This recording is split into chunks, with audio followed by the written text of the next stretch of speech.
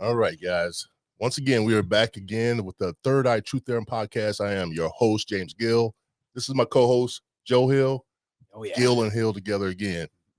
The 23rd episode for the Third Eye Truth Theorem podcast. 24th? 24th. Oh, I'm way off then. 24th podcast that we're putting out tonight, folks. This is a special one. We have a special guest tonight. He's running for the Berrien County Sheriff spot that is open right now. Yeah. And he's going to be doing the debate tomorrow. Not tomorrow, but Saturday. I'm sorry. Saturday. That's the 28th, right? 29th.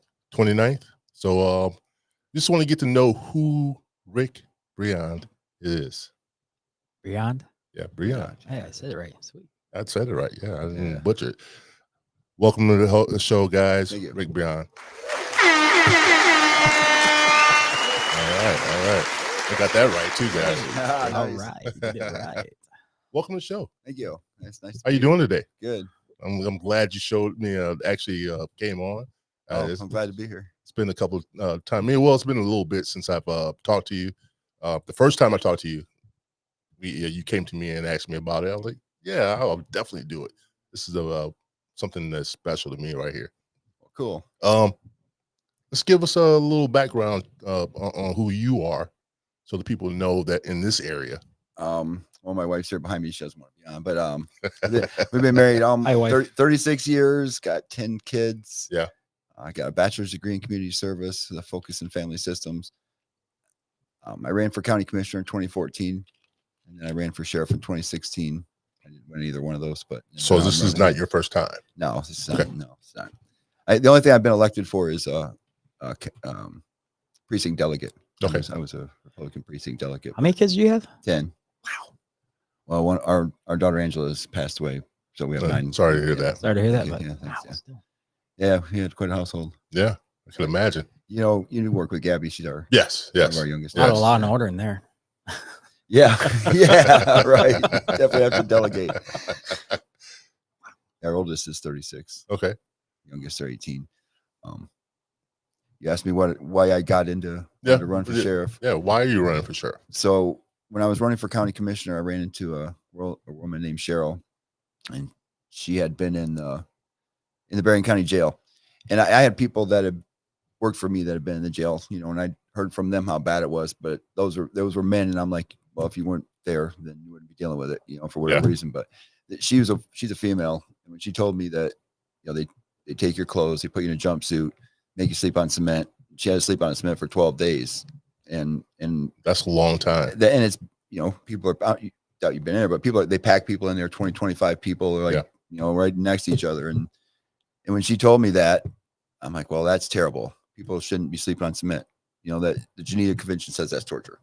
So running for county commissioner, one of the things that they do is they write resolutions. So I wrote a resolution that the sheriff has to provide everybody in the jail with a pad to sleep on, so they're not sleeping on cement.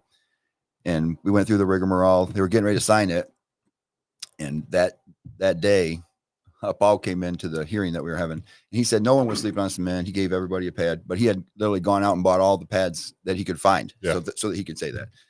And when he said that, though, that woman that I mentioned, she was in that hearing. She stood up. She said, "Well, if you don't sign this, I'm going to sue." And at that point, the corporate attorney, James McGovern, said, "Oh, well, we can't talk about this anymore," because she mentioned a lawsuit. So then he crumpled it up and threw it away. And they make people sleep on the cement still to this day. That was 10 years ago. And they're still doing it. So nothing changed. But after that happened, I was so frustrated because it was so close. It was so close.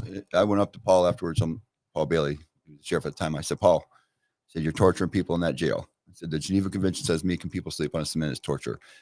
I told him, I said, someone could kill their spouse on a Friday night, go in there and sleep on that cement all weekend, confess to the killing, and then Monday tell their attorney that you tortured it out of them because you had to sleep on cement. You have to throw that confession away. I said, someone could literally get away with murder from what you're doing. And he looked at me and he said, "Well, Rick, if you don't like it, finish your degree, become a judge, then maybe you can do something about it."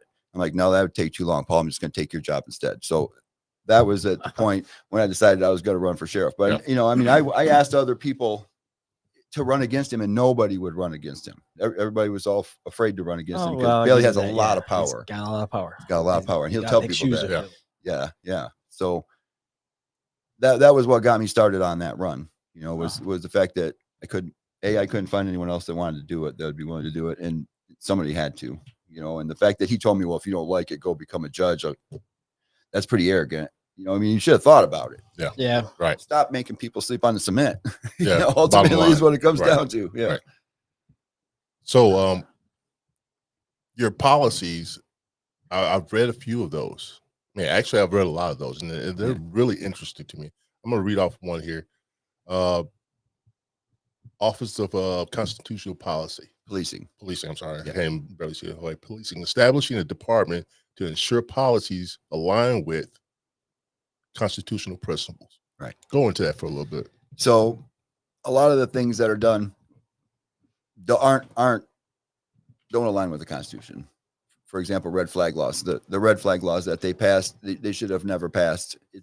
The current sheriffs want to wait to let the courts decide, and that literally takes years to let the courts decide. And in the meantime, you're wrecking people's lives.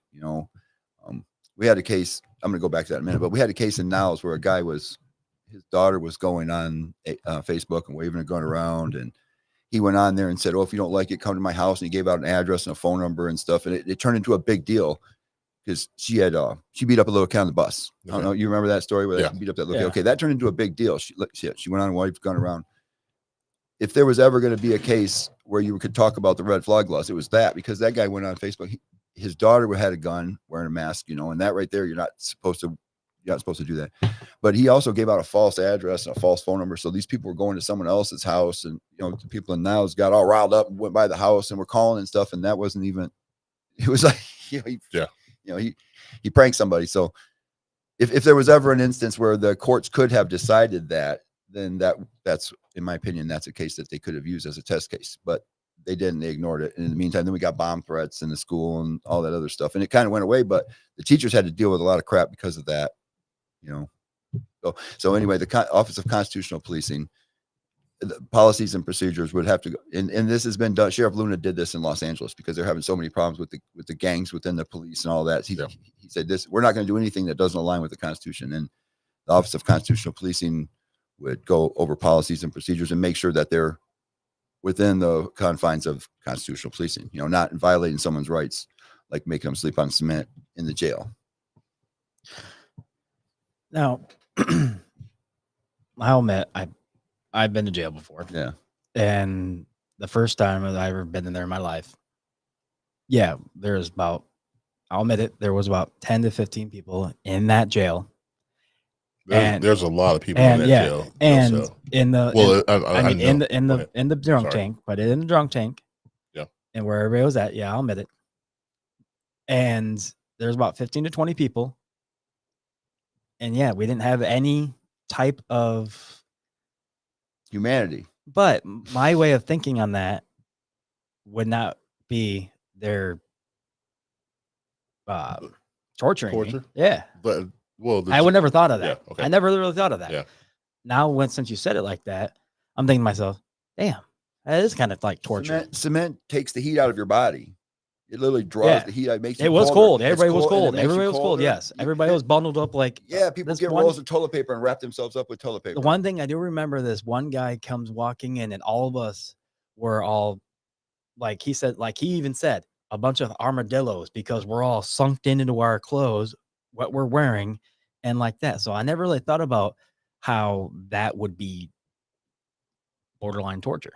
And I didn't think about it either until that it happened to that little old lady. Yeah. I mean, a man is different, Like I said, I had people that worked for me that were in that jail. I'm like, well, you shouldn't be there. But on the other hand, it is torture. Yeah. And the punishment, we have corporal punishment in America, but the punishment of jail is being separated from your family, being separated from your life, being separated from society.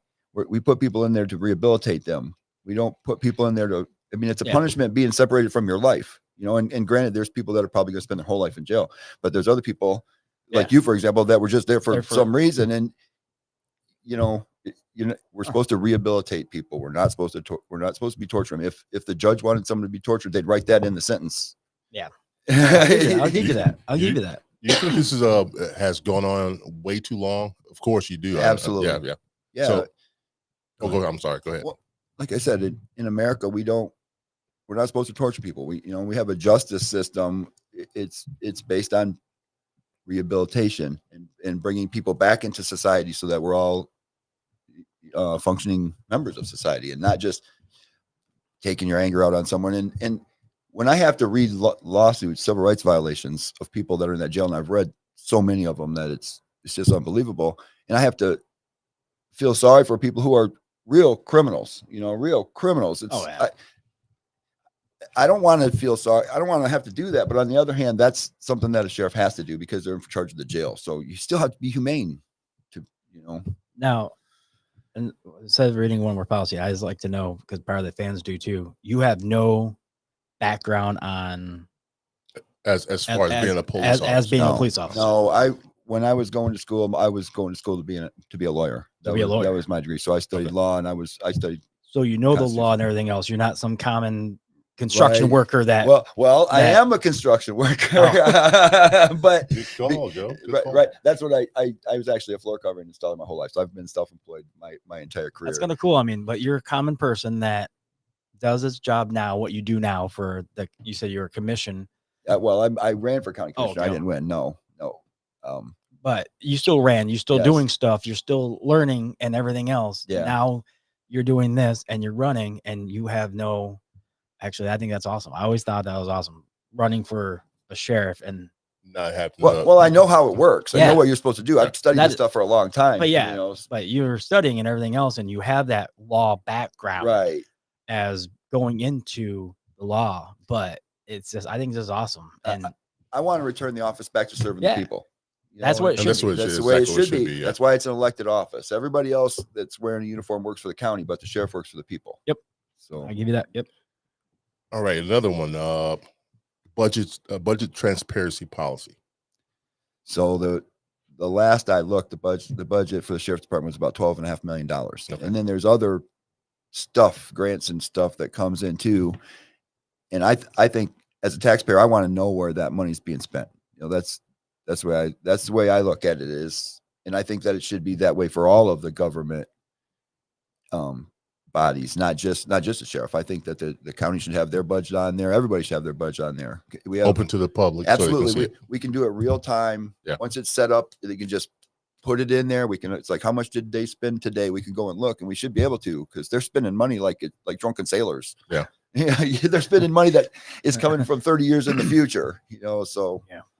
I've talked to them before about the national debt and how they sit there and just spend money, and it doesn't matter to the it doesn't matter to the commissioners, like, well, it's tax money, but it doesn't even exist yet. Somebody has to work for that 30 years from now to pay for that money, just like we're paying for debts that are from 30 years ago. Yeah. It's not fair to put that debt on the future any more than it was fair to put it on us when we were little kids. Yeah. At some point that's got to stop. I totally agree with that. Well, being able to know what your sheriffs are doing in your county should be the most important thing, because you are paying that money to those guys, the taxpayers, and we have no idea what they're doing, what they're spending it on, how they're spending it, what they're putting it towards, what they're not telling us. Berrien County has so many embezzlement cases in government. I don't know if you pay attention to stuff like that, but there's always busting somebody in government for embezzlement. Yeah. So $12.5 million is a lot of money. That's a lot of money. That's a lot of money. We ought to be paying attention. And one of the things that they like to argue is, well, it could put officers in harm or something like that. But if you're not giving anybody's name, it's not like you're giving intimate details of operations and stuff like that. Just departments and salaries and stuff like that could be available. And as far as transparency goes, I've FOIA'd all three of my opponents. I FOIA'd all of their service records and anything that I can think of, because they're running on their record as officers. So I'm thinking we ought to be able to look at it. If you're going to run on your record, then we ought to see what they've done in the past. And I'm completely blocked. I'm completely blocked. They won't give me any information on that either. So I'd have to go to court. Is that a tough obstacle to overcome? I mean, to actually find out what's happened in the past with these? Yeah, for sure. It's definitely is. You have to really look. Like, for example, in one of the lawsuits that I read, civil rights lawsuits, they have the unnamed undersheriff because the person didn't know what their name was. So I didn't know we had an undersheriff. I'm not. Yeah, with population, it goes a certain amount of population. Okay. So we do have an undersheriff, and in that case, it was the unnamed undersheriff. But there's only been one for the last 20 years, so it was Chuck. Okay. So is he running? he's the Chuck, current Chuck Long. Chuck Height. He's, Height, he's okay, the I'm current sorry. Yeah, substitute he's the sheriff. current right now. Yeah, Okay. because he got appointed. Okay. Another one of your policies that struck me very interesting is the 24/7. What was it again? 24/7 court proceedings. Yeah, I kind of like that one. It's like night court. I mean, yeah. Even if we could just start out with a magistrate. So when some due process demands that as soon as you're arrested, you're supposed to be taken before a magistrate, right? But if we don't have a court available, then they take you to the holding cell and you're packed in with all them people and all that. Yeah. And people that are in that holding cell don't have any rights. Once you're arrested, you have rights. As an arrested, a guilty person has rights in a jail. Yeah. But someone that's sitting there waiting trial, you only have the right to remain silent. That's all the rights you have. That's why they can treat people like that in that jail. So the less time you're sitting there waiting for an attorney, the better it is. Besides the fact that someone sits in there the weekend, they're much more likely to take a plea bargain than if they go right before a judge and then get bonded out and go home. Once you sit in that jail, you're like, I got to get out of here. Whatever you say, it's 9 times out of 10, people take a plea bargain, and that makes it so that the system can aim at that one person that didn't take a plea bargain. Right. And generally, when you take a plea bargain, you're lying about yourself because you didn't do whatever it said. It's less than what you did or whatever. It's a lie. It's literally a lie, so it's all of it's just bad. So not to mention that third shift police officers, when they arrest somebody, they take them to the jail. They got to go to court 9 to 5. So they have to take their day off to go in on court, and they generally don't want to do that. So from the people that I've talked to, they're less likely to arrest people on third shift because it screws up their days off. Where if they could just go in, third shift officers go in third shift court, it makes life easier for everybody. And there's no reason why the police should work 24/7 and attorneys should work 9 to 5. It's an improper balance. And we have, last year in February, I mentioned, why don't we have the inmates raising chickens and doing gardening and stuff like that to reduce the budget for food? And Paul got mad at me and he said, we can't do that.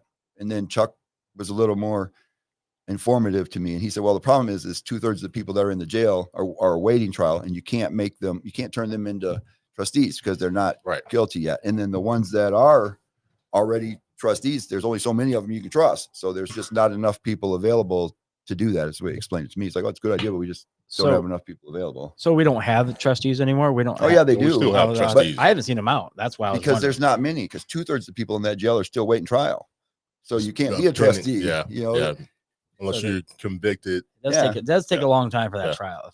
Because it's 9 to 5 justice and 24/7 enforcement. To go off what about that right here. So I guess I need to let it clarify. Would it be anybody that gets due process? Says when you're arrested, you're supposed to be taken before a judge as soon as you can. Anybody. And that's due process. Anybody. Yeah. Anybody. It's just due process. So it'll be almost like a night court. And they do it in New York.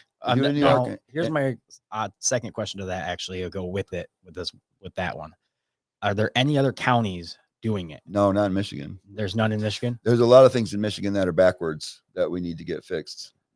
They leave those loopholes there because you can exploit them. And going back to Office of Constitutional Policing, that's one of the things that qualified immunity. In order to change a qualified immunity, there has to be a clearly established precedent, right? So the case has to go to court or whatever. One of my opponents was involved with a wrongful death suit, and it was tossed now, and I don't know why, but it was going to be settled and it got tossed. But had that case, another test case, had that case gone to trial and the plaintiff won, then it would have set a precedent that you can't leave someone handcuffed on the ground on their stomach. And in Colorado, they made that a law because they know it. When your hands are like this, when your hands are behind your back and you're laying on your stomach, it puts too much pressure on your abdomen. It literally keeps people from breathing. But all your weight, you can't support your weight. So in that case that I mentioned, that guy, that's what they left him there and he died. So had it gone to court, we could have decided, either they win the case and they say it's okay for people to leave. I don't think it is. And since 1985, experts have been recommending that they don't, when someone is under submission or whatever, with the hands behind your back, don't leave them on the ground because it could cause harm. It does restrict breathing. And they've known that since 1985. But Michigan won't pass a law against it like Colorado did. So it's up to the sheriff to write a policy against it. And if there's no policy against it, you can't violate the policy. Therefore, you got your qualified immunity, right? Okay. So that's what it comes down to. I never even knew that, but I'm glad you informed us with this new stuff. I love these. I mean, I've even watched some of your videos as far as speaking in front of people. You have a strong presence when you talk about the things that you are truly dear about. What brought you to that point? What made you this type of person? Good question. I like that. I had a rough life being brought up. Okay. Had I not met my wife, I could have easily ended up in prison or dead, right? Because I lived a rough life, and having that kind of a background makes me more empathetic to people in general. I mean, everybody makes mistakes. Some people make worse mistakes, and some people, their mistakes are intentional and there's a problem with them, but everybody makes mistakes, you know, and everybody, if they're sorry, they should be able to atone for it. Mm-hmm. You know, and, Christians believe Jesus died for our sins, and you can't keep holding that, you know, I mean, if someone's going to keep doing it, it's different, right? You know, but if you're truly sorry and you want to atone for your sins, then there's no reason why someone shouldn't be treated just as a normal human like everyone else. And I think that's the basis of me, is I just want everybody to be treated fairly. You know, I never ever thought that I was going to run for sheriff. And my wife's sister, when she found out, she said, "Rick, I can't believe you're running for sheriff. I always thought you were an anarchist." I'm like, it's pretty messed up that someone like me has to run for sheriff. You know, I'm not really an anarchist, but anarchy is self-rule. You know, if you could rule yourself, then that ultimately, if we were all ruling ourselves, we wouldn't need any law or government or anything like that. You know, so in her saying that I'm an anarchist, it's in that sense that I think everyone should rule themselves. We should all be honorable. We should all have good intentions towards one another. There's psychopaths that are incapable of doing that. Our society used to try and help train people, so even psychopathy is a genetic disorder. So it's not like someone, you know, we're ever going to get rid of it. It's in all of our human DNA. But people that tend towards psychopathy, if they're raised right and they're taught that you're supposed to care for other people and the things that you do hurt other people, you got to teach them that, you know, because psychopaths can't empathize. If there's something wrong, you know, they're missing a part of their brain where they don't know that they're hurting people. You got to tell them. So if we could raise people better and put that back into our society, you know, telling people you got to be good to one another, even if it sucks, you still got to do it because you want people to be good to you too. Exactly. You know, before we get back to your policies, I was talking to one of the Berrien County sheriff deputies, and this person, I won't say any names. This person said she wants to know who you are and wants to know who her next boss is going to be. She also used this I don't know, this, there was a term that most of the people thought you were crazy. Now I find that dismissive because that makes it sound like they may put that label on you because they don't understand your policies, don't understand you as a person. What do you say to that? Well, Paul did that back in 2016. He sent out emails, said, "Oh, this guy's anti-cop and this, that, and the other thing." And when I met with JR, one of the Roger Johnson last year, and he said, he goes, "Well, I voted for you last time, but you know, people think you're anti-cop." And I'm like, I'm not anti-cop. I think the cops do a great job. I never want to get rid of them. I'm anti-bad cop. Yeah. You know, that's ultimately what it comes down to. And the problem is we have a system that allows bad cops to flourish. And every time a good cop leaves, another bad cop comes in. I thought about that a long time. And growing up, you know, we've always had these cop shows. We started, what was it, Adam 12 or whatever, and Andy Griffith, you know, and then it went to Chips, and then the Y5O. But then the one down there and the drug guys in Florida, Miami Vice, yeah. So police work got glorified, and then all this other stuff came in, and that's really not what it's about. You know, it's just about finding the criminal, bringing them to justice, rehabilitating them, doing whatever it is, and moving on. All this other stuff is just stuff. So to answer that question, I mean, I'm not exactly sure what the deputies are worried about, because I think that all in all, they do a pretty decent job of Yeah. keeping Berrien County in order. You know, my problem is the people that get the backroom deals, and like, for example, my neighbor's house maybe it was like a month ago now. This guy launched his car into her house, jumped her truck, ended up in the house. When they were doing the investigation, Berrien County Sheriff's Department showed up. She lives right next to a bar, but they told her that this guy was intoxicated. The deputies did. He said that he was on the phone trying. The reason why he went out the road is because he was on the phone trying to report that his gun was stolen. But they found his gun on the floor of his car. Really? Right. They found the after his crash, the gun was there. So it wasn't stolen. He just had lost it in his car or whatever. Yeah. But he said he was on the phone while he was driving. In Michigan, that's a crime. That's crime. That's a crime now, yeah. So, and like I said, the deputies told her that he was intoxicated. So the police report says there's no reason to believe that there was any drugs or alcohol involved. He didn't even get a ticket. So her house has a hole in it, and they don't have homeowners insurance, and she didn't have full coverage on her truck, so her truck's smashed. She's got a hole in her house, and there's nothing she can do about it because the guy didn't get a ticket.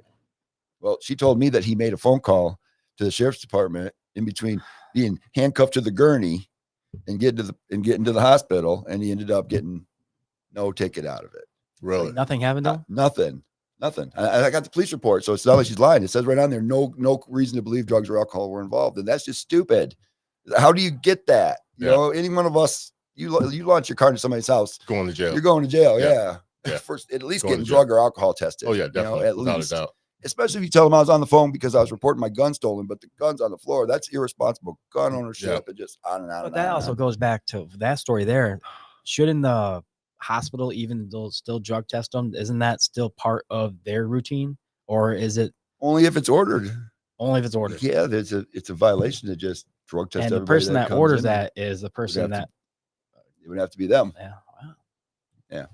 Yeah. So she's sitting at her house trying to figure out what she's going to do about getting her house fixed. And the worst part is that she had to call me, and I'm not a policeman, and I'm not elected. I'm just me, and that's happened over and over and over since the last time I ran for sheriff. So when's the last time you ran for sheriff? In 2016. That was my other question. In 2016. 2016. And that's the year that Angela died. So during the time that I was running for sheriff, she died in a car accident, and that changed my life. Yeah. And it's like you lose a child.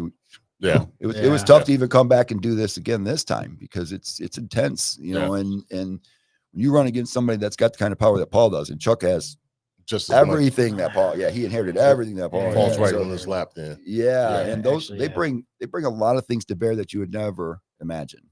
You wouldn't imagine the kind of stuff that they do. With him being in the lineup as far as a candidate, do you think is this a tough hill to climb, just like you had to do in 2016? In 2016, I got 17% of the vote, and I ran as a third party candidate. Really? So and that. I mean, I'm not trying to brag, but that's amazing. That's actually impressive. It really is. I got more third-party votes than any candidate did in the state of Michigan. And had that originally that election, it was supposed to be a straight ticket voting. So everybody had to vote for each candidate. But then on the other side of the state, an attorney filed an injunction and said that it was supposed to be individual voting. And he said, oh, well, we still have to do straight ticket. He said people are too stupid to choose their candidates. So they put that injunction on there. I filed it. I went all the way to the Michigan Supreme Court to try and get them to stop that. And they're like, oh no, laches, which means that I didn't do it in time, but I didn't know, it was an injunction on the other side of the state. So by the time it percolated to me, it was like 40 days after he had done it. And it was so close to the election. They're like, we can't do anything about that. So, but I mean, that's pretty good. It's still 17%. That's in a straight ticket. Straight ticket. That's pretty good. If it was just me and Chuck in this election, I for sure would blow his doors off. People are ready for a change, but there's two other candidates that have got involved. They're watering the vote down, and I don't know which way that's going to go. They're all three police officers, and I'm not. Wait a minute. I only know two. There's Chuck Ite, Yeah, Roger Johnson, I know and Johnson. Jason Long. Yeah. Jason Long. Oh, Yeah, Jason Long. I don't know who Jason Long is. So it's definitely it's going to be a battle. Yeah. And a battle with, especially on Saturday coming up here. Now, yeah, we'll go with the election thing because I actually just keep thinking of another question. Do you have to be in Berrien, live in Berrien County? Oh yeah. So you have to live for in how the long? district. I want to say just 6 months. It's not a lot. Really? Yeah, I can just move here 6 months and. In fact, there was a guy one of the guys that applied for the sheriff when they did the appointment. I didn't know that. was from Florida, and he came up here, and he only lived here for a few months, and he applied for the interim sheriff. And they were actually talking about running him. So the other ones, Democrats didn't run anybody. So the other ones that are running are all Berrien County sheriffs. Yep. Yeah. All right, let's get to another one of your policies here. Protect and serve philosophy. Prioritizing public services at the core of law enforcement. How are we going to do that? Well, first of all, the police and the public have to have a good relationship where the public trusts the police and the police trust the public, Okay. and generally, I mean, I think the people in Berrien County, it's kind of hard to say that the people trust the police, because a lot, like I said, they call me a lot of times because they're afraid to call the police. But the police cars used to say protect and serve. Yeah. I think they took that off because it's a liability for lawsuits if you don't protect and serve, right? If you don't show up and protect somebody, and generally police they don't stop crimes. They generally investigate crimes. Yeah. So if we're going to protect and serve the public, then we have to have a very good relationship in that the public knows what's going on. They just call up and tell you, rather than you have to go and investigate, and I think I think Berrien County is ripe for that. The people really do want to stop what's going on, but they don't know who they can trust to report it. Does that answer your question? No, I didn't have my glasses ready. I was having. No, but does that answer your question? It does. It does. Yeah, It does. okay. Another one of your policies, the safety and security, deputizing training and volunteers to enhance safety and security. How do we get past that? Well, What do we do to get to that point? The sheriffs can deputize anybody they want. And have we done that? I mean, have we done that in the past? Yeah. That's the question. Just recently, Chuck deputized every municipal officer in Berrien County. So every municipal officer has sheriff's authority. In St. Joe City, for example, their policies say that they can leave their jurisdiction. A St. Joe City police officer can leave their jurisdiction and operate under the sheriff's authority if they get permission from their commander, or if they get called out on a call. So that's why they do it. So that way, like if there's an emergency where they need 50 officers to show up, they can come from everywhere and show up. The problem with that is when Chuck did that, he didn't necessarily tell these officers what their authority is. So Gabby got pulled over by St. Joe City in St. Joe Township, and we had to challenge that jurisdiction. He was out of his jurisdiction. Yeah. And she went and got all of the reports and everything. That's why I know that they can only leave if their commander says, or if they're on a call, because she got the city's regulations. And they ended up dropping that charge. They ended up dropping it because every time a citizen wins on something like that, it goes in the record and other people can look it up. Where if they drop the charge, then you can't look it up. Yeah. So I think that's probably why they did it. I wasn't able to be there. I was working, but my wife was there. She said the judge stuck his head out, the magistrate stuck his head out the door and said, case dismissed, and then shut the door. And Gabby still hasn't gotten any paperwork on this yet. So who knows if they really did. Right. I'm assuming they did, but like I said, that's my daughter, and they've pulled a lot of shady stuff against my family while I've been running for sheriff. So who knows? You think they're out for you? Oh yeah, absolutely.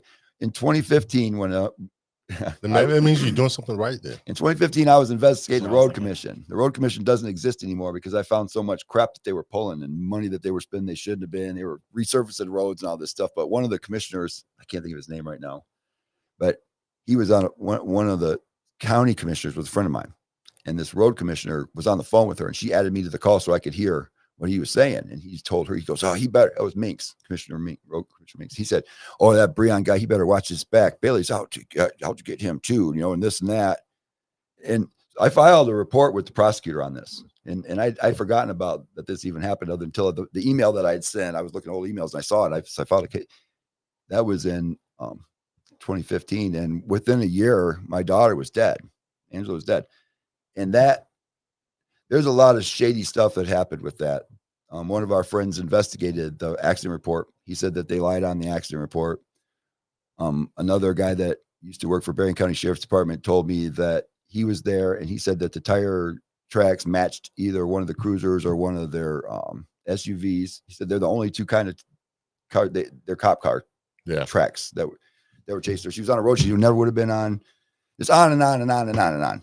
he told me that they were trying to change the narrative, and her car broke. She smashed into a tree and it blew up, and they just kept on going. So my brother-in-law worked for the people that lived across the road from that. They saw that car go. So over the last 8 years, I've talked to a bunch of different people and learned a bunch of different stuff. Last year, the state of Michigan tried passing a law saying that you have to be a police officer to run for sheriff. And I'm like, no, you can't do that. So I had to go to Lansing to talk to the election committee about that. And I did that presentation. When I was outside, I was talked to some of the different elected officials there. And I mentioned that my daughter had died in a mysterious circumstance. He goes, "Oh, I heard about that. That's too bad. I'm sorry." But he goes, "But things like that happen in Berrien County." And this is someone, he wasn't even, just sweep it under the rug. And how many people have been in the river? Exactly. That's what they do. Well, I remember the early 1990s where they found that one kid that was in St. Joe. A bunch of them. Yeah, it's been a bunch of them. Yeah, people die in Berrien County Jail. Yeah, and it just gets swept under the rug. And this has all been under Sheriff Bailey's watch. Yeah, he's been sheriff for what, 3 decades? Yeah, well, 23 years. 23 years. 2 decades. Yeah. Still, it's a long time. That's a very long time. Very long time. That's a long time. It's way too long. It's almost like a career politician. Yeah, he was, for sure. Wow. Well, hey, when I told one of the guys that told me about this story, he said, "Yeah, there's people in the Berrien County Sheriff's Department that know what happened, but they're not going to say anything because they'll end up with a bullet in their head or get fired." Yeah. Fired is the least of their worries, man. Wow. Well, when I ran last time, this one of, I'm not going to say who it was, but one of the deputies got hold of me and told me that they were concerned because they had filed a suit against the county. They were concerned that they were going to end up in an alley on a call by themselves, and they're called for backup and no one show up. Yeah. This is, I mean, I can only imagine how long this has actually been going on. And way too long. Man, I could go on and on with the stories of people that told me. There was a point when I could hardly even sleep because people are calling me. I'm like going, I wish there was something I could do, but there's really, really nothing I can do other than confront these people, So I think go ahead, Jim. Oh, no, go ahead. Go ahead.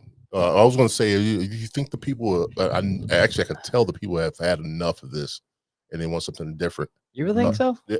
Well, I think a lot of the average people, if you've been in that jail, the people that haven't been heard. Yeah. If you I'll think give you about that. it. I'll give you that. If you think about it, it's the people that haven't been heard, the ones that have been swept under the rug, voiceless, and complain. I've had my run-ins with Berrien County before, and it was something I've never seen in my life. If you're not from around here, yeah, my wife and I moved from Kalamazoo, so we've lived here what 30 almost around 30 years, but we weren't from here. Yeah. People that are from here can't see it because everybody knows everybody. I don't know all about that. Well, yeah, I'm from here, but I didn't know all that stuff. No, I mean, don't get me wrong. There are good cops out there. Yeah, there are good cops. Yeah, out there. And they're just as scared as everybody else. Yeah, and I mean, I remember back when the break-ins at this house, the old folks home in Berrien. I think it was in Sodus or Ben Harbor.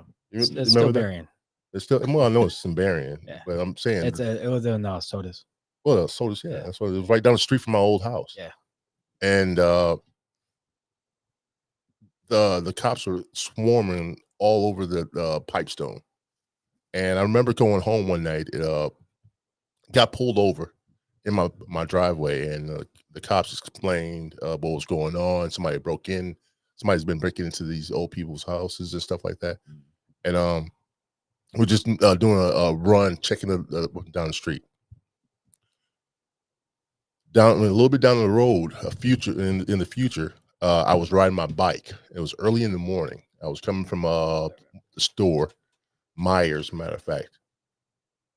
Berrien County truck, SUV, rolled past me really slow as I was riding my bike. So I knew instantly. I was like, "What's going on? Why are they looking at me like this?" So they turned down Pipestone and rolled down. I got right behind them and I rolled my bike really fast to my house, pulled in my driveway. They didn't see where I went. I was looking outside my window and watching them as they were trying to find me. and they couldn't find me. So we left it at that. A week later, riding my bike home again early in the morning. It's a red bike, mind you. And down the street, it was a school. They said that they saw me riding by, pulled me over on my bike, put me in handcuffs on my bike, and said I ran a stop sign. Ran a stop sign. Well, I knew what this was all about. Damn you, speed demon. I knew what this was all about. I'm not going to say the cop's name that pulled me over, but I knew this was all about. Yeah. It was about prior when they couldn't find me. They knew that bike I was riding. Yeah. They saw that bike I was riding. They saw me and pulled me over. Now they tell me that there's been break-ins and down this old the retirement home, I should say. Yeah.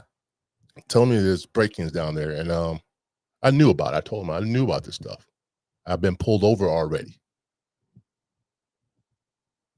I seen you in child support court. I said, no, you haven't. I said, no, you haven't. So am I being arrested? And I'm under arrest? He says, yes, you are. And he put me in, like I said, he put me in handcuffs, and then went through my bag, and he had to find my civil rights pamphlet that I carry with me all the time, because I like to try to follow the civil rights. I mean, our constitutional rights, more or less. Yeah.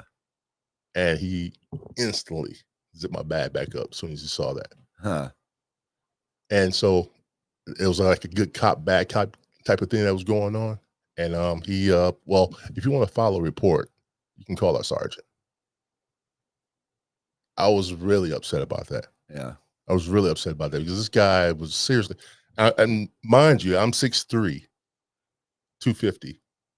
And this guy is like, the guy who was putting the cuffs on me is like a little smaller, a lot smaller than I was. And he's trying to put me in handcuffs. I had my hands up like this. And then I kind of resisted a little bit, but not too much. And you could tell he was getting upset with me because I knew what was going on. And he was just being that type of guy that he was pissed off. Escalating. Exactly. Because I got away from him the first time. Yeah. That's my story right there with that whole incident with the cops in Berrien. And he never should have arrested you because what was the probable cause? Had none. Yeah, He ran a stop. And here's the funny story. Here's the funny story. You ran a stop sign. The guy that actually was breaking in, the guy who was actually breaking in was my next door neighbor. Nah. They ended up finding him. Yeah. They found him. They caught him actually. Caught him red-handed. Red-handed, right in the house. On a bike. I thought it was you. Yeah, thought it was me. We my wife and I were coming home from my confirmation. Sorry, Berrien County cops. I'm not getting all of you, but there was a rotten apple in that bunch. Yeah. We were coming home. It was late at night in my van, my work van. Stopped at a light in Niles. And next thing you know, we were surrounded by officers with long guns, pointing them in the car and everything. Me and her like, what the heck's going on? You know, a panel van. Yeah. Yeah. And they're like, they're looking in there and everything. And they're like, oh, well, you're not the ones we're looking for. And then they ended up letting us go. But that was pretty scary. That's traumatic. You know, it can be traumatic. Yeah. One time years and years ago, I was working in a church in Kalamazoo. I was putting carpet on a stairway and I'm working all night. All of a sudden I see these black patent leather shoes. And I looked up and I looked right up the barrel of this dude's 9mm. It was a cop. And he's like, whoa. I said, I went like this. I immediately put my hands up. I go, what's going on? He goes, we got a report of a break-in. And I put my hands back down. I'm like, yeah, right. I broke in. I'm installing this carpet, you know, but I'm telling you, dude, when you look up the barrel of a gun, it's like, it can be traumatic. So, yeah. Actually, I just thought of another question since with all the cops and all that. Say you won and you got elected. How can all this stuff that you're saying that you could do and stuff like that happen? Do you have to do a process of all these, like the night court? That would have to, everything. We would have to go through would you have to do a process with all this stuff? Oh yeah, the sheriff doesn't have control of the court. The county does. So that would be something I would go to the county and say, hey, look, these guys are working 24/7 and they're working 9 to 5, and you need to open up this court so we can get these people that are sitting here waiting trial out of this jail. Especially like those long weekends and holiday weekends. And I think that in the end they would save money because you're not housing all these people in the jail, and so that you don't have to feed them, you don't have to care for them, but it's also just the right thing to do. Yeah. Like I said, holding people that are awaiting trial when you only have trial 9 to 5, I mean, come on. It makes no sense. On all these policies, you still have to do it like a process. You just can't stamp the Office of Constitutional Policing, the sheriff can do that. Really? That's something I would just create within the sheriff's all office and hire that all person. the other stuff that we've been talking about, you can pretty much, once you get in office or once you get in that seat, you can do it. Yeah. And like I said, pushing for 24-hour courts. Beside the court thing, but the people could be doing that too. Yeah. I mean, it's actually, you talk to your county commissioner and say, hey, we need to do this. That's putting pressure on them just as much. And how many cops are under your belt besides the St. Joe City and all those people? Those people don't work for not work for you. I know they don't work for you. How many are under your belt besides the courthouse or besides the jail or out and about driving around in cars? I'm just curious. They make it real hard for me to get any of that information, but I'm gonna say probably around 100. Yeah. Because in the questionnaire they asked, well, how would you run a organization with 100 people? That's what I was wondering. Yeah. So you had to fill out a questionnaire, pretty much, for this debate that we're getting ready to do. Not for the job. No, for the debate. You had to fill out an application and a resume for that. So you laugh, but the appointed sheriff did, because I can believe that they did have to do that. That one I can believe, but they what that means is they work for the county. Yeah. So it pretty much is just a job for them. That's a day job type. Yeah. The sheriff is elected. Yeah. So sheriff is elected. Yeah. So we choose who we want. Yeah. The guy that's in there right now was appointed. Yeah. Interesting. All right. Another one of your policies, the anti-corruption measure, investigating and eliminate corruption within the legal system. We can start with CPS and the fact that they destroy families for very That's something little. I never thought about, because that is very true. I mean, you can instantly call CPS and then instant that they just like take kids away from the parents and things of that nature. And for anything. They seem for fit. anything, and they also can ignore things. Yeah. So in Berrien County, you'll have abusive parents that are getting their kids back, and that's, abusing kids is I think that's one of the worst things, and abusive parents, it's tough. They need to be taught how to be good parents. Right. And that's why they remove the children from the household, so the parents can be better parents and the kids can be safe. But it's a politicized system at this point. And I know that the CPS will lie in their reports because I've seen proof that they do it, so if someone in that case, in the CPS case, where they're going to go and try and take someone's child, there should definitely be a deputy there making sure that they're not lying when they're doing these reports, making sure that everything is true. I'm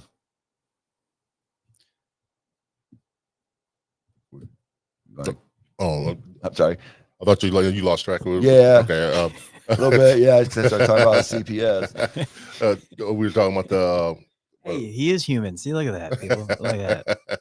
He was all deep in this thing, and yeah, I was thinking about him like CPS, and all of a sudden he's getting mad at himself because I didn't want to just blow up. What was it?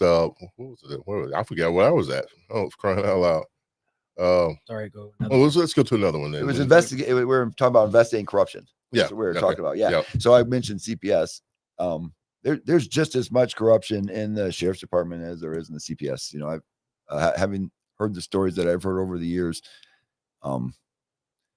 We could do much better. For I'm just going to bring up for example, the courthouse shooting in 2016 when Ron Kinzel and when those guys got shot.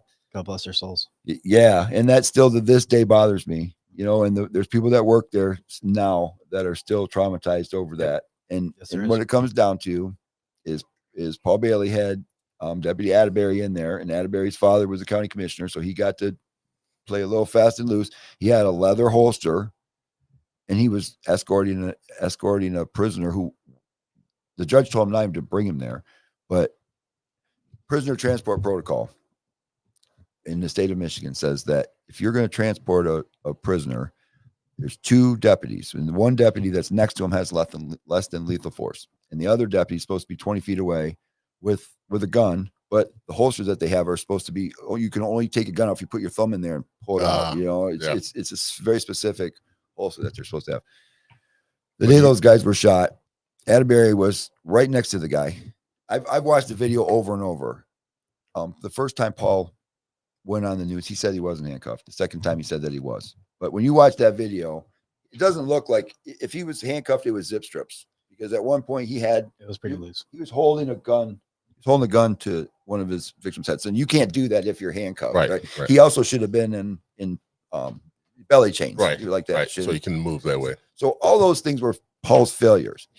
His deputy didn't have the right equipment. They weren't following protocol for transport, all of those things. But he ended up going and crying and getting all this sympathy, and then turned it around and made like he's a victim. And they still honor Paul Bailey for that loss, when the people that really had the loss, the people that worked there in those families, and they're sitting there with no closure, as far as I'm concerned. And at one point, I was told that 40% of the people in that building were on mood altering drugs because of that event.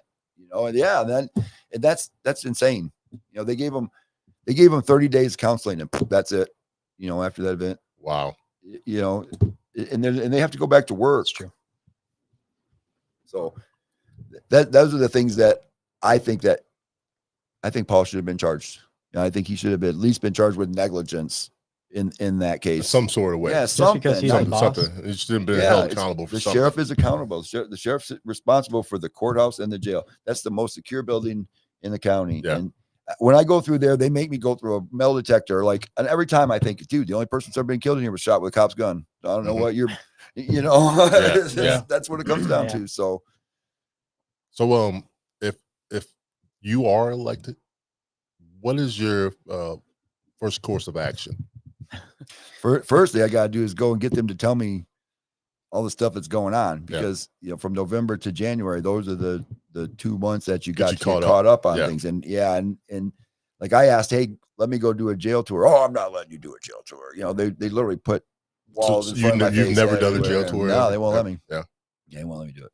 No, is it because of the stuff you've been putting up? Probably the ruckus you've been putting up. Probably. Because you let other people go. You think they label you as a rebel rouser? For sure, and a conspiracy theorist and all this stuff. Because I just tell the truth. This is where the crazy thing. Because I come out and tell the truth. Yeah, and they're like, the truth sounds crazy when people have been blinded for so long. Yeah, it does. It does. But like I said, I'm just telling you, you've been telling me stuff for years and years. I could go on and on. You know, about that's what makes me think how actually all the stuff that they're holding against you, doing to you, and honestly holding stuff against you because you are not a cop. I think they're scared. Almost sounds like they're scared. I'm outside the box. Or my eyes, actually, they're not scared. Honestly, I just think they think you don't have a right to win because you're not a cop. And that could be too, because there's that thin blue line. That's, you know, and I'm not a member of the thin blue line. You said thin blue. Well, line. It makes me think of Blue Bloods. It sounds like it sounds like a gang, but it is in a way. It is, and he's not in it. I'm not. I always say it's a mob. Yeah. And it really is. It's like a mob. It really is. And that in LA, you know, that's why Sheriff Luna came up with Office of Constitutional Police, because they literally have gangs. They had cops doing gang hits on gang members so they could get into the cop gang. It's just the exact same thing as what gangs do. You know, could you hold have more of like a stronger stick and a ruckus, or someone else behind you trying to get you everything you need to know about how many cops, or walking through the jail and see what you can see, just so you can tell the public, this is why I'd like to change. This is what I want to do. This is what I can do for you, the people, I've seen it first eye, and you can't even go into the jail because they won't let me. Because they won't let you. And I don't want to get arrested and go in there. Yeah, that's not the way to do it. That's not the way to do it. I'm not trying to do That's not the way to do it. You said there's something about an undersheriff. Who would you bring in as your undersheriff? You. So I have. Do you have any? Some you have people in mind? Yeah.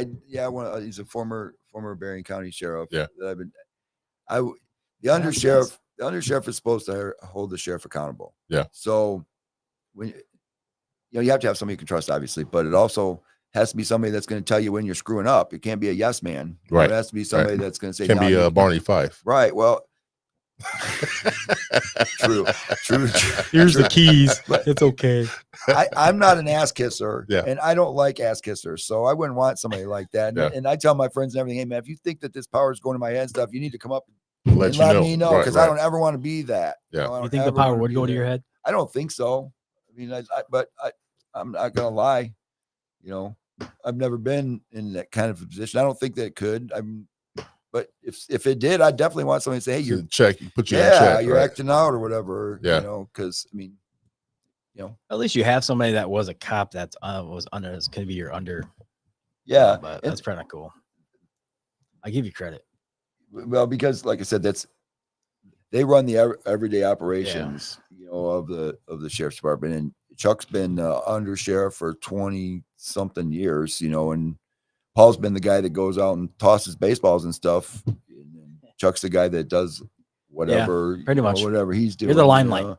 Yeah, it's just it's the face. Yeah. You know, so Face of Berrien County. yeah, the sheriff's department is gonna run no matter who's the sheriff. Yeah. It's still Yeah. gonna, those people are still gonna do their job. yeah. They're still, you know, they have You to. have It's- lieutenants, you have captains, you have everything else. yeah, it's still going to do it. It's just that you have to have the right person in the sheriff's department looking out for the people, you know. And I think that's what scares the deputies the most, is that they're afraid that I'm not going to be on their side or whatever. It's like, well, if you're abusing people and you're taking advantage and you're Can doing be held color of accountable. law shit, I'm not going to be on your side. They But can be if held you're- accountable yeah, for it. and the other side of that is there's good police officers that have gotten a hold of me. They're like, hey, if you win, I want to come and work for you. I don't want to work for them, but I want Right. to work for you, you know. So there is that side of this story too. There's people that do want to work for me, even though I've not been a cop, just because they see where I stand, what I want to do. And I'm honest, you know, I'm not trying to bullshit anybody, and I'm not lying to anybody. I'm Yeah. just, this is what it is.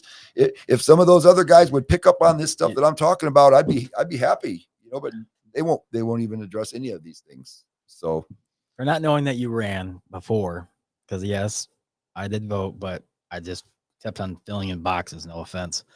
And I saw Paul Bailey, and I probably did check his box, but I'm sure I voted for him too. not know? knowing anybody else's background, honestly, this is the first time I'm really.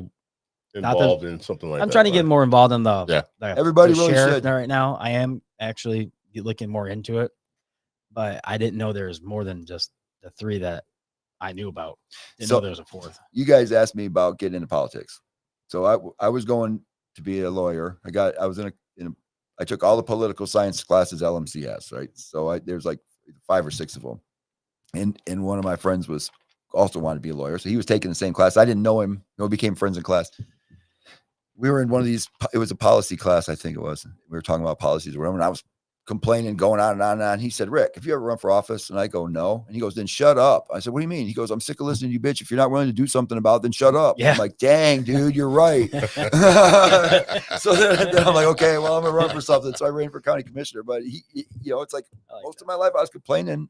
If you're not willing to do anything about it, then shut up. And we in America, we are, you know, we talk about democracy and stuff, but really it's people like us that should be doing that stuff. If we're not doing it, then somebody that wants to do it is. I don't want to be sheriff. I want to have an office of constitutional policing. I want 24-hour courts. And if the only way I can do that is to be elected sheriff. You know, it's not like I want to be sheriff like these other guys do. I just want to get this stuff done and move along. I'd really like to make the office idiot proof. So no matter who's there, they can't screw people over. Yeah. Yeah, I think the Office of Constitutional Policing is I really feel something good step in that direction. I feel as they never see any sheriff cops out and about. I hate to say it. So the only ones I always see is state and city and Yeah. township. I never see a. You see them every now and then. I mean, I see them every now and then. But Yeah. they only have so many duties. Yeah. You know, the sheriff is the jail Yeah. and serving warrants and stuff. And then contracts like in Niles, we have a post. The deputies we used to have Niles Township Police, but then we all thought it would be a great idea to get rid of it. So then we got rid of our own township police and we subcontract the sheriff department to do our township police in Niles. Oh, so you have more police out there in township in Niles area than you do. The Niles sheriffs, yeah, because they have a contract to do law enforcement That's in okay. Niles Township. Okay, So you'll 'cause see I them never over there. see them. I was gonna say I don't go to Niles very often, but I didn't know that. I didn't Yeah. know they do other towns that don't have Yeah, like a SOTUS yeah. township. I think New Buffalo. Okay. I think they do New Buffalo. There's Lake Shore. There's a couple other. Okay. They subcontract to the sheriff if they don't have their own police.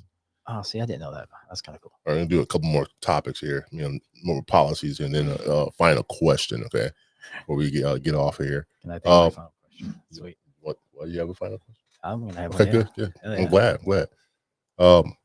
Your what is the one I was looking at here? Do a good one. Economic growth, making Berrien County a safe haven for businesses and residents. Right. So that comes along with community policing, and one you didn't mention yet, but the county militia. Yeah, I was going to. That was my next one. I think that's a very important part of our government in general. We can't rely on anyone to protect us in the moment. We all should be able to protect ourselves. And then if we need backup, you call for them. But in the moment, we should all be able to do that. And if you can't, because you're not physically able, we should be able to help our neighbors. If there ever was a time where we had an invasion or anything, like in 2014, when I was running for county commissioner, Barack Obama was giving away all that military stuff, right? The MRFs and all that stuff. And I was against that. I'm like, we don't need to militarize the police.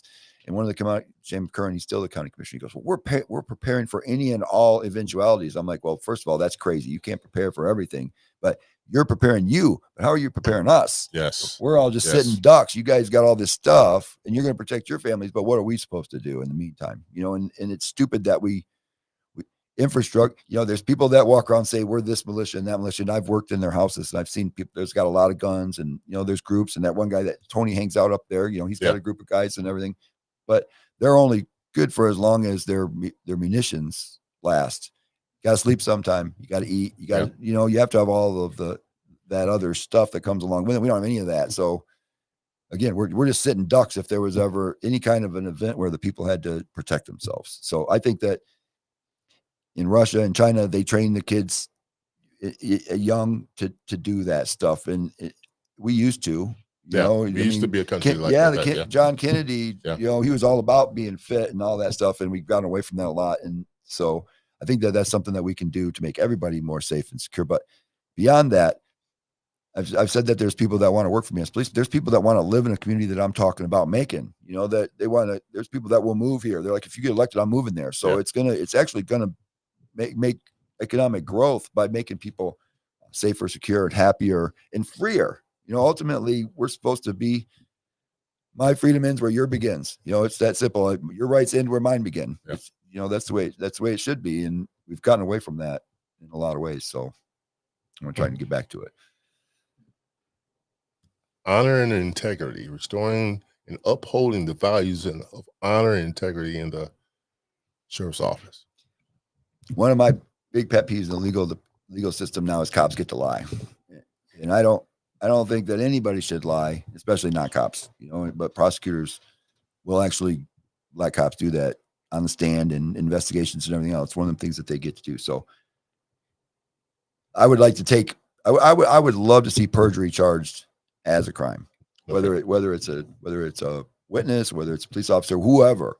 When you know that somebody's lying, that you take an oath to tell the truth, and then you sit there and lie, you ought to be charged for it, because lies wreck everything. They wreck everything. When you base something on a lie, it's just fake. You have to use a lie to enemy in range. Oh, sorry about that, guys. that was accidental. A lie is like like a rape. It's just like a rape. It's an invasion. It's lies are bad. When I was a little kid, I learned if you're going to be a liar, you got to remember all your lies, and you got to be able to hold on to that and build on it. And I'm not that good. It's like, I can't do that, man. My memory's too bad. I can't remember my lies. And screw it. I'm just telling the truth. Yeah, because it's too hard to remember lies. It may go back on you 10 years after you're a lie or whatever. It's like, exactly. It's easier to tell the truth and deal with it in the moment and move along. So. Want to do your first question? Your last question? Want me to do it? I'll go. You go first. Go ahead. All right. Actually, I almost like it's like a two-parter. So make it one part. I'll be in the second part. I'm gonna try. Okay. So when you become sheriff, honestly, say you won, what would you do for everybody that is another ethnic group? I'm sorry. I mean, the whole Black Lives Matter still and everything else, Benton Harbor, Dowagiac, they're all different cultures and society. how are you going to make them feel better and more welcome and wanted to be in this county? Well, but that's a pretty tough one because it depends on the ethnic group, but I mean, I'm for accepting pretty much everybody that, like I said, your rights end where mine begins. So I really don't care what you do at your home. I don't, it's not my business. The sheriff's supposed to be enforcing the law, taking care of the jail, doing warrants. As long as I'm treating everybody equally and fairly. Yeah, but you're in the limelight Right. of loving everybody and everybody else. You're the face of the sheriffs. The sheriff is the top-notch dog in my eyes. I'd say it like that. Right. Okay. So if I see one of your sheriffs doing something stupid to another person of any color, what would you do to that guy? How's that? Well, if you're talking about doing color of law or abusing somebody, Yeah. I'd get rid of them. That's what the Office of Constitutional Policing is all about. Okay. Because if you're violating someone's rights, you're acting under color of law. That's outside the scope of your oath of office, and you're not a cop anymore. You're just like everybody else. Cops can only do the things that are authorized under their oath of office. You know what I'm saying? That anything that's outside the scope of that is color of law, and that's what you get sued for color of law. Is that Did I answer your question? All right. My question is, why should people vote for you? I knew you were going to do that one. Well, I'll say the same thing that I always say. I'm the only one that's not a police officer. So if you want to get outside of doing the same thing over and over again and expecting the same results, I'm going to give you different results. First of all, you're not going to see me acting like any of the other guys that are there because they're coming from a thin blue line perspective. And I'm not trying to offend any of the police officers or anything like that, but it is what it is.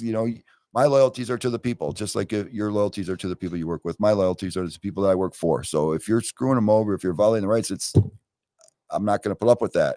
It's just that simple. I'm not going to let people do that. Well, guys, you heard it here first. The Third Eye Truth Theorem podcast is about to come to an end. We've had a great in-depth conversation with Rick here, Rick Berrien. Did I say that right? Yeah. Okay, good. I was over. I didn't ruin it. I've been called Brand. I'm glad. But thank you for showing up on our podcast, man. I appreciate it. That was awesome. Everybody, go out and vote. Go out and listen to this guy speaking at the debate Saturday. Where is the debate? Yeah, where's the debate? It's at Kickers. Kickers. Okay. Anybody can go to it? Yeah, and it's going to be all day. There's different time slots for different. You guys go in. If you really, really want to make a change, go check this out. Just go vote. Yeah. Just go vote. Go vote for our county. This is our county. This is not the United States. This is our county. And here's the thing: in Berrien County, there isn't anybody running as a Democrat for a sheriff or a prosecutor. So whoever wins this Republican primary is going to be the sheriff. Yeah. That's just the way it is. Vote August 6th. August 6th. Yeah. August 6th. Republican primary. Yeah. All right. That's it. That's it for the show, guys. Once again, we want to thank Rick Berrien for showing up tonight. I appreciate Certified fail. Oh, that was the wrong button. Did not do that. Yeah, I did. All right. Yeah, you certified fail. You certified fail. That was my fail. Yeah, certified failed on that one. All right, guys. This is it. Thank you for showing up. Thank you for watching. Thank you. Once again, thank you, Rick.